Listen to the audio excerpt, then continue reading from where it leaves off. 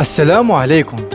تعاقد نادي الهلال السعودي رسميا مع المهاجم الصربي لنادي فولهام الإنجليزي ألكسندر متروفيتش بعد توصل الطرفان إلى اتفاق، حسب ما أكد النادي السعودي عبر حساباته على مواقع التواصل الاجتماعي. وأعلن الهلال عبر حسابه الرسمي على موقع إكس تويتر سابقا عن ضم المهاجم الصربي من خلال بث فيديو تقديمي للاعب ونشر صورا للاعب بالقميص الأزرق، مرفقا إياها بتعليق متروفيتش هلاليا حتى 2026، ومتروفيتش قادم إلى كبير آسيا. وأفاد الهلال أن التوقيع حصل في العاصمة الفرنسية باريس.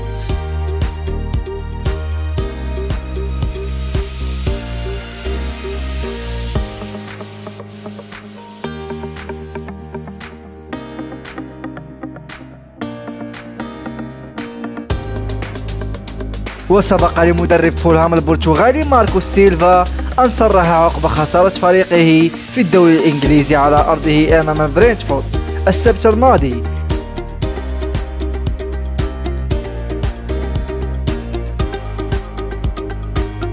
ب3-0 بأن متروفيتش سيغادر نادي غرب لندن.